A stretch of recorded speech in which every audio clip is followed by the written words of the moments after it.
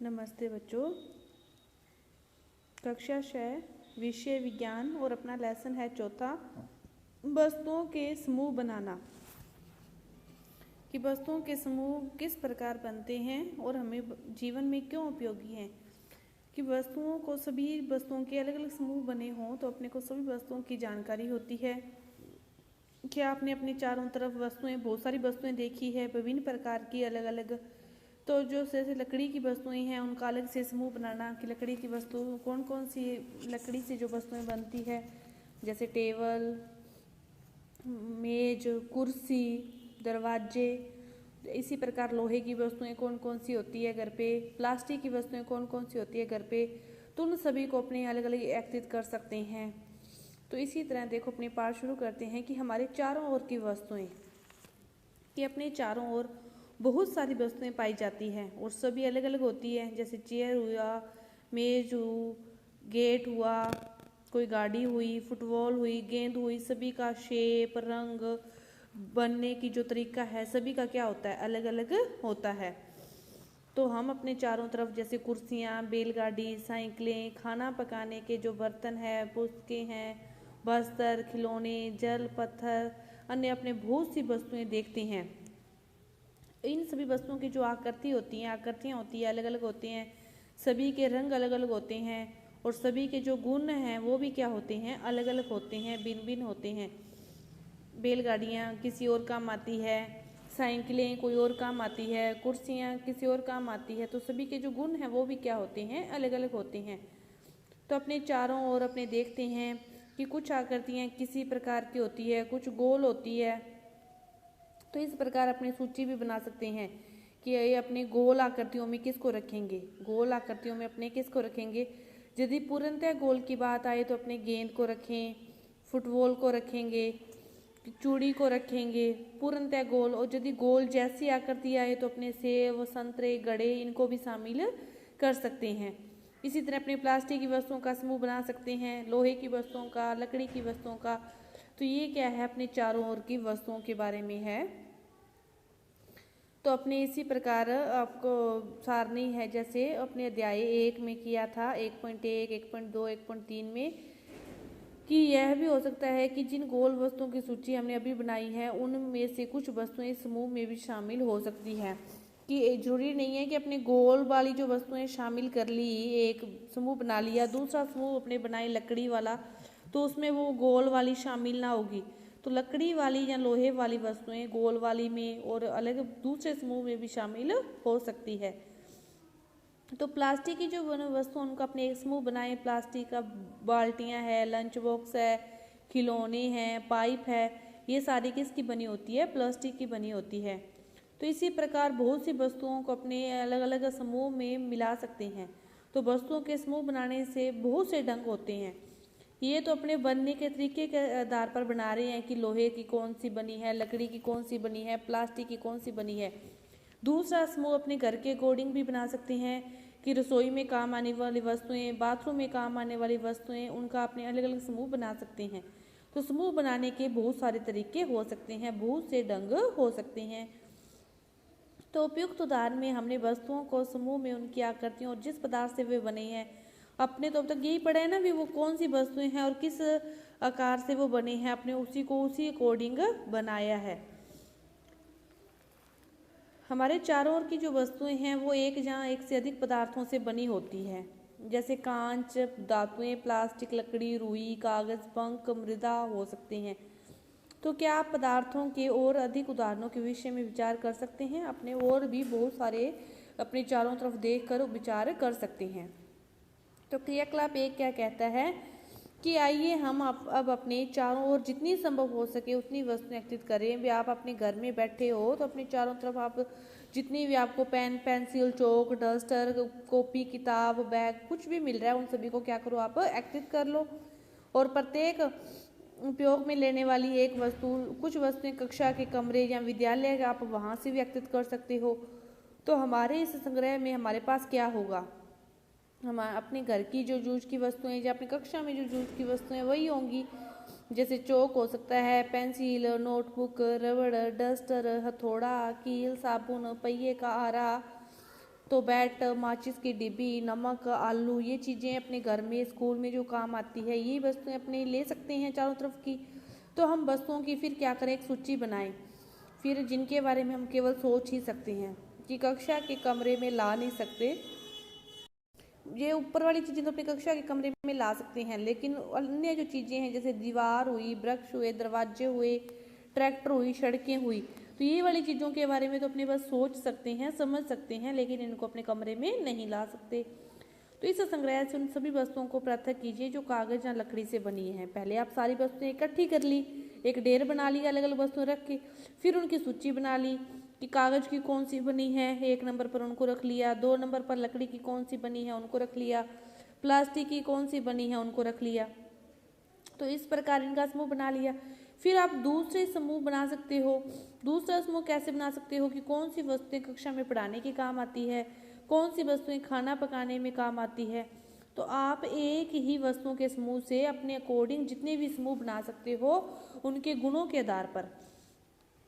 इसके बाद देखो 4.1 सूची है, उसमें क्या है, प्रत्येक वस्तु जिन जिन पदार्थों से बनी है उनको पहचानने का प्रयास करना है और इस सारणी को आप भर सकते हो आसानी से। तो देखो क्या है 4.1, जो आपके पास सारणी दे रखी है, वस्तुएं दे रखी है, जो प्लेट है, थाली होती है, प्लेट होती है, वो किस किस की बनी हो सकती है, वो कांच की बनी हो सकती है, प्लास्टिक की बनी हो सकती है, स्टील की बनी हो सकती है। तो इस प्रकार किस किस की बनी हो सकती है। इसी प्रकार पेन प्लास्टिक का बना हो सकता है, धातु का बना हो सकता है, और भी अन्य बहुत सारी चीज़ें हैं जो अपने घरों में यूज़ करते हैं। इसके आगे चौक किससे बना होता है, कॉपी किससे बनी होती है। तो अपनी इस सारणी को बहुत लंबी कर सकते हैं। ये जो चेयर है ये किससे बनी होती है, लकड़ी व लोहे से। इसी तरह टेबल की बात करें, वे भी किससे बना हो सकता है, लकड़ी लोहे से। तो अपनी इस सारणी को समय अपनी चारों तरफ चीज़ों को देखते हुए खुद भर सकते हैं। इसके बाद आता है क्रियाकलाप 2।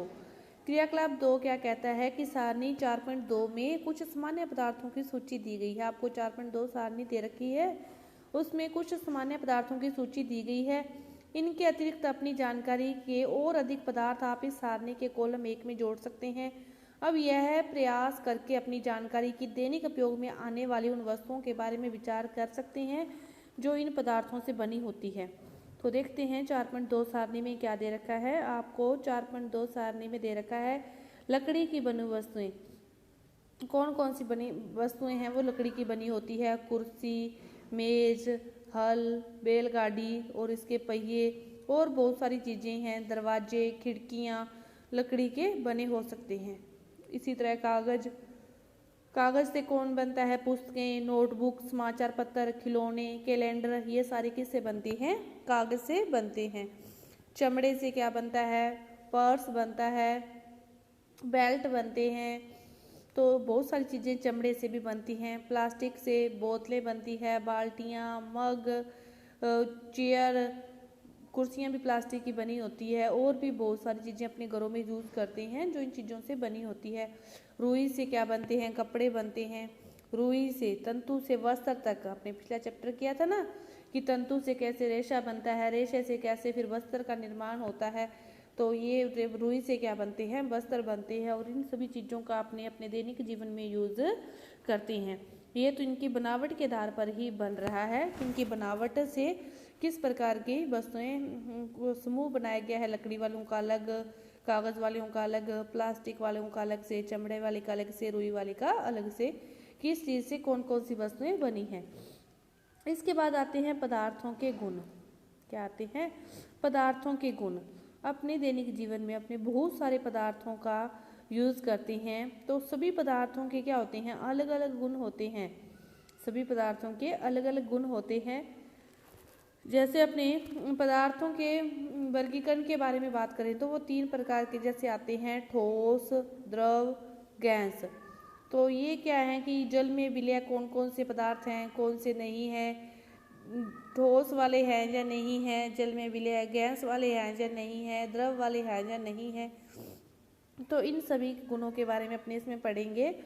तो क्या आपने कभी यह जानने का प्रयास किया है कि गिलास कपड़े का क्यों नहीं बनाया जाता। अध्याय 3 में कपड़े के टुकड़ों के साथ जो प्रयोग हमने किया उसे याद कीजिए और ध्यान रखिए कि हम गिलास का उपयोग सामान्यतः द्रव्यों को रखने के लिए करते हैं।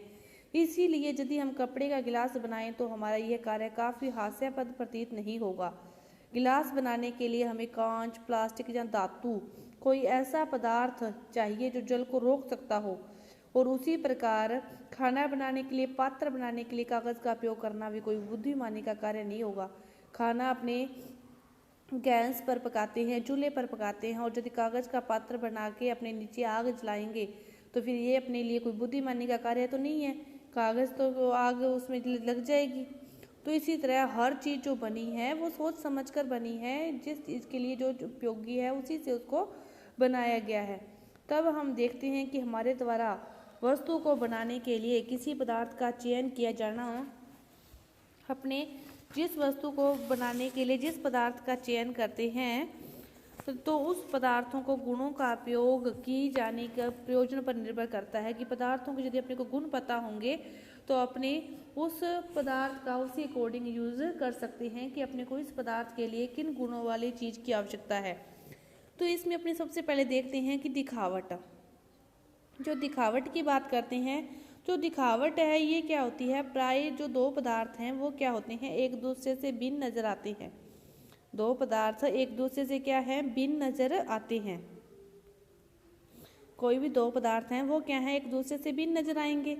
जैसे लोहे से बनी वस्तुएं, तांबे से बनी वस्तुएं और फिर एल्यूमिनियम से बनी वस्तुएं, ये सारी क्या होती है, एक दूसरे से अलग अलग दिखाई देती है।